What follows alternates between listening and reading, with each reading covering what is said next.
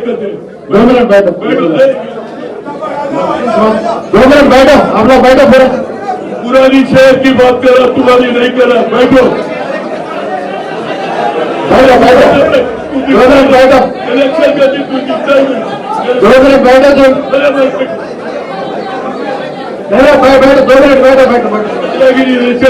सुनो मैं आगे क्या बात करता हूँ सुनो आगे क्या बात करता हूँ सुनो 2 मिनट बैठिए प्लीज 2 मिनट बैठिए హనుమంతరావు గారు మొదటగా నిన్న గాంధీ భవన్ లో ఏం జరిగింది? హనుమంతరావు వ్యాఖ్యలకు అసహనం వ్యక్తం చేసినట్టు. గాంధీ భవన్ లో ఏమి లేదు. పాయింట్ ఏంటంటే మున్సిపల్ ఎన్నికలు వస్తున్నాయి. ఎనీ మూమెంట్ 150 నియోజకవర్గాలు ఉన్నాయి కనుక కార్యకర్తలకు ఉత్సాహం పెరిగింది. ఎందుకంటే మన గవర్నమెంట్ వచ్చింది. రేవంత్ రెడ్డి గారు రైతుల రుణమాఫీ అంటున్నాడు. అదేవిధంగా 200 ఏదైతే కరెంటును ఎవరైతే లోపల చేస్తారో వాళ్ళకు మాఫీ అంటున్నారు. అదేవిధంగా గ్యాస్ కనెక్షన్లు ఏది 500 రూపాయలు గవర్నమెంట్ ఇస్తుంది. అదేవిధంగా రైతు కూలీలకు కూడా సంవత్సరానికి 12,000 ఇస్తా అంటున్నది.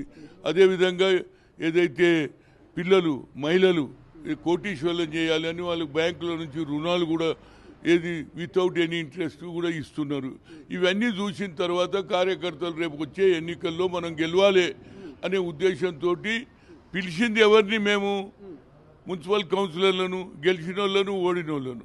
ఆ తర్వాత ఎవరిని పిలిచినాం? ఎమ్మెల్యేలను, ఎమ్మెల్సీలను. ఆ తర్వాత మొన్న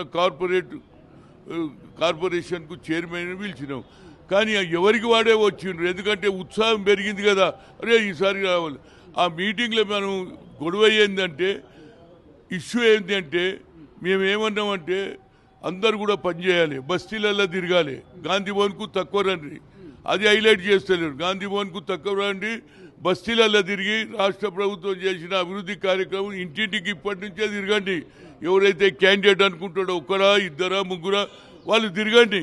కానీ వీడికి వస్తే కాదన్నాము. ఈ లోపల ఏమైందంటే గతంలో నేను పోటీ చేసినప్పుడు ఏది మన చంద్రాయనగుట్ట చేసినప్పుడు అందరూ వస్తారు, టికెట్ రాగానే అందరూ వస్తారు, కలుస్తారు. కానీ ఎలక్షన్ రోజు ఏది ఎవడు కనిపించడు.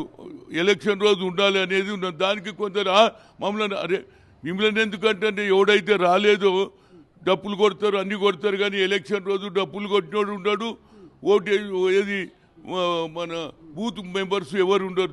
కనుక దాని మీద మనం కంట్రోల్ చేయాలి అన్న దాని మీద మమ్మల్ని అన్నారు. అరే మొన్న ఎలక్షన్లో ఏది పార్లమెంట్ ఎలక్షన్లో నాంపల్లిలో 1,00,000 ఓట్లు వేసారు ముస్లింలు.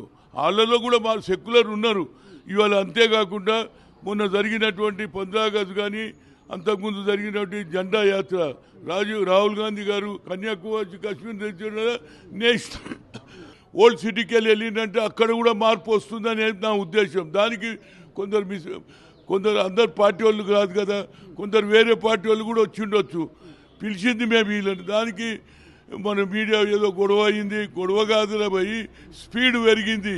ఆ స్పీడ్లో ఎవడో ఏదో అన్న దానికి కొట్టుకున్నామా తనుకున్నామా ఎవడో అన్నాడు. దాన్ని హైలైట్ కంటే నాకు మీడియా మిత్రులకు కోరేది ఏంటంటే బస్తీలలో తిరగండి. కార్పొరేషన్ టికెట్ గాంధీ భవన్ తిరిగితే రాదు, బస్తీలలో తిరిగితే అక్కడనే ఎంక్వైరీ చేస్తానని మొన్న ప్రభాకర్ చెప్పిండు, మహేష్ కుమార్ గౌడ్ చెప్పిండు. కనుక దాని మీద పులి స్టాప్ చేసి రాష్ట్ర ప్రభుత్వం చేసిన అభివృద్ధి కార్యక్రమాలు బస్తీలలో తిరిగి ఇంటింటికి ఇప్పటి నుంచే ప్రచారం చేస్తే మీకు గుర్తింపు వస్తుంది. అక్కడ డ్రైనేజ్ వ్యవస్థ కానీ, కరెంటు లేకుండా కానీ, అక్కడ ఉన్నటువంటి వాటర్ వ్యవస్థ కానీ ఏడ తప్పు జరిగితే మేయర్కు చెప్పండి. ఇమీడియట్గా ఆ బస్తీలో పనిచేయిస్తే మీ అక్కడున్న జనం కూడా మీకు గుర్తింపు వస్తుంది అనేది మా ఉద్దేశం. ప్రధానంగా 3 గంటలకు జరగాల్సినటువంటి సమావేశము దాదాపు 5:30 అయింది. పొన్నము లేటు రావడమా లేకపోతే ఏంది కారణం ఏంది? ఎందుకు వేరే వ్యక్తులు రావడమా? యాక్చువల్లీ ఆయన తప్పేం కాదు. రాష్ట్ర ప్రభుత్వం ముఖ్యమంత్రి గారి నాయకత్వంలో కేబినెట్ మీటింగ్ అయింది. సడన్గా అయింది కాబట్టి ఆయన లేటుకు వచ్చిండు. దానివల్ల కూడా కొంత నిరాశ నిస్పృహతో ఉంటారు కదా. 2 గంటలు కొనుక వాళ్ళు ఏదైతే నిరాశ నిస్పృహతో ఏదో జిందాబాద్ అంటారు, లొల్లి పెడతారు. అది పెద్ద కొట్లాడలేదు, ఏం లేదు. ఇప్పటికైనా నేను కార్యకర్తలకు అందరికీ రిక్వెస్ట్ చేస్తున్నా, ఎస్సీ ఎస్టీ ఓబీసీ మైనార్టీ మిత్రులకు ఇప్పటి నుంచే బస్తీలలో తిరగండి. ఇక ఆపండి. రేపు కూడా ఏదైతే అదాని మీద ఎంక్వైరీ చేయాలి, ఏది పార్లమెంటులో ఏ బిల్లు పెట్టాలి దాని మీద డిస్కస్ జేపీసీ అంటే దానికి ఒప్పుకుంటలేరు, డిస్కషన్ చేస్తలేరు. కాబట్టి రేపు ఏది మన ఇందిరాగాంధీ స్టాచ్యూ నుంచి గవర్నర్ ఇంటి వరకు ముఖ్యమంత్రి, డిప్యూటీ ముఖ్యమంత్రి, మంత్రులు అందరం పోతున్నాం. మరి అదానికి ఒక న్యాయము, మాకు ఒక న్యాయమా? అందరికీ జేపీసీ వేసిండ్రా లేదా రాహుల్ గాంధీకి ఆనాడు ఉన్నటువంటి ఏది ఇష్యూలో వేసిండ్రా లేదా? అదేవిధంగా ఇది కూడా వేయాలి అనేది దేశ ప్రజలకు చెప్పడానికి అదాని చేసే తప్పుల విషయం దీని మీదకెళ్ళి జమిలీ అంటున్నాడు. జమిలీ ప్రాతిపదికన ఇవాళ ప్రతి దగ్గర ఒక్కొక్క అసలైన తొలి వెలుగు. ఫాలో వాట్సాప్ @తొలి వెలుగు official.